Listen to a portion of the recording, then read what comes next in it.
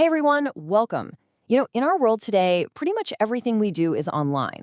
And because of that, protecting our digital lives isn't just a good idea anymore. It's absolutely essential. So today, we're going to pull back the curtain on cybersecurity. We'll break down what it really is, why it's so incredibly important, and most importantly, how you can keep yourself safe. Ready?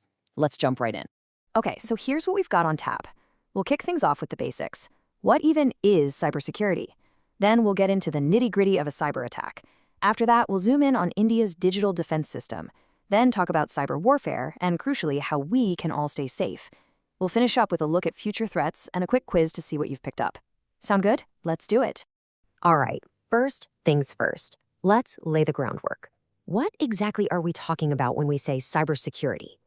So at its core, you can think of cybersecurity as a kind of digital bodyguard or a shield for all your online stuff. It's not just one thing, right? It's a whole mix of technologies, rules, and smart habits that all work together. And their job is to protect everything, everything, from your personal photos to top secret government data, from digital attacks, theft, or just anyone trying to get in who shouldn't be there. Okay, so why is this such a huge deal for, say, an entire country? Well, think about it. Our whole world, our entire modern society runs on digital systems. A really bad cyber attack, it's not just about someone stealing your password. It could mean shutting down the power grid for millions, freezing the banking system, or bringing all our transportation to a grinding halt. That's why this isn't just an IT issue anymore. It's a frontline national security issue, period. And believe me, this isn't just some what-if scenario. This stuff really happens. Remember back in 2017, the WannaCry ransomware attack swept across the globe, causing absolute chaos and hitting over 200,000 computer systems. And then, just a few years later, in 2021, we saw the Colonial Pipeline attack. Now that showed everyone how a digital attack can have massive real-world consequences. A bunch of hackers shut down a major fuel pipeline, and suddenly, there were gas shortages all up and down the US East Coast. It was a huge wake-up call.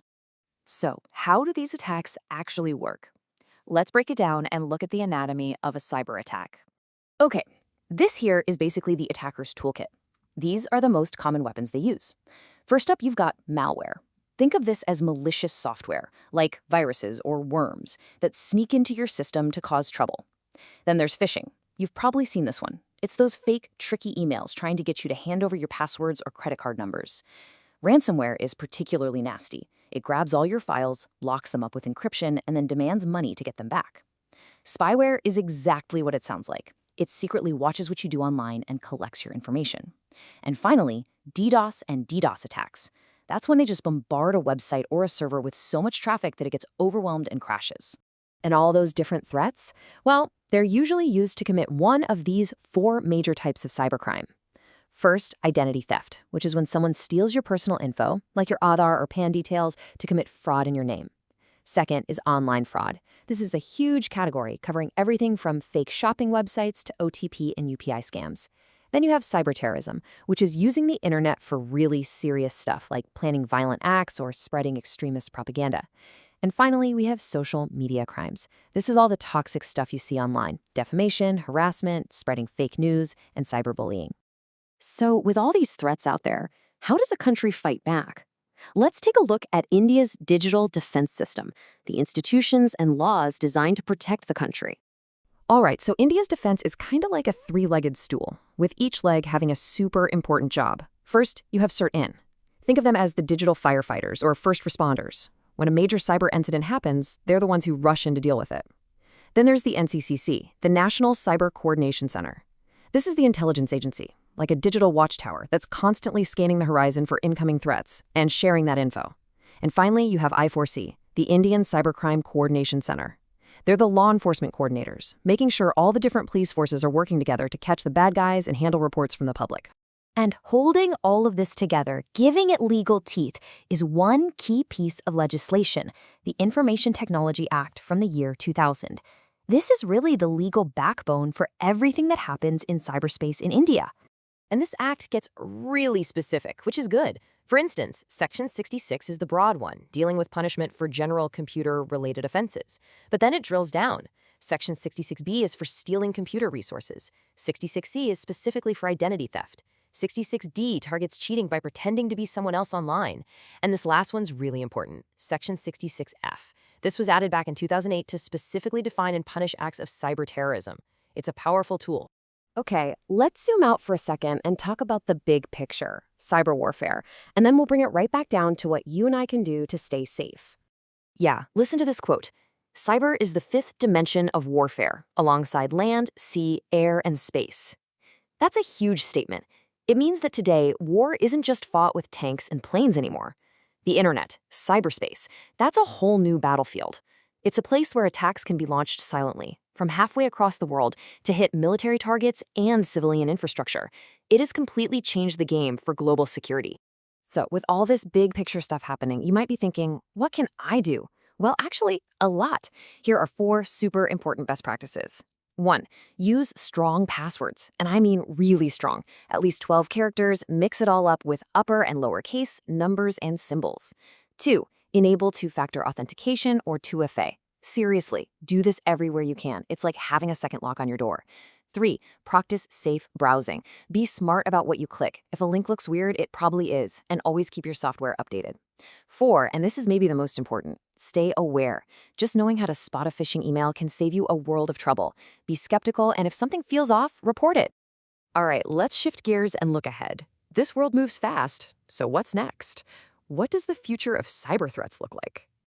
Just look at the last couple of years. It tells you everything you need to know about how fast this is evolving. Back in 2023, the big headlines in India were all about ransomware hitting major sectors like IT and healthcare, plus these massive data breaches from social media platforms. Now, just a year later, in 2024, the game has already changed. We're seeing more attacks aimed at critical infrastructure, power grids and the like. And the big new thing? The use of AI to create super convincing phishing scams and deepfakes. The threats are definitely getting smarter and way more ambitious. And if we look even further down the road, experts are keeping an eye on some game-changing trends. On the scary side of things, you have quantum computing, which could one day be powerful enough to break all the encryption we use today. Plus, think of all the Internet of Things devices we have now, smart speakers, watches, even refrigerators. Every single one is a potential backdoor for an attacker. But it's not all bad news. The defense is evolving too. We're seeing a move to things like zero-trust architecture, basically a security model that trusts nothing and no one by default. And there's a lot of exciting work being done with blockchain to create more secure systems. So the race is on. Whew, okay, we have covered a ton of information. So now it's time to put you to the test and see what's stuck. Let's do a quick revision quiz. Okay, question number 1. Let's think back to India's digital defense system. Which of these agencies is the main national-level first responder for cybersecurity incidents? Is it A, B, C, or D? Take a second to think about it. And the correct answer is C, CERT-IN. If you got that, fantastic. Yep, CERT-IN is the main national body that coordinates the response when a big cyber incident happens. Great job. All right, on to question 2. This one's about the law. Section 66F of the IT Act 2000. What specific crime does that deal with? The correct answer here is B, cyber terrorism. That's right. Remember we talked about this?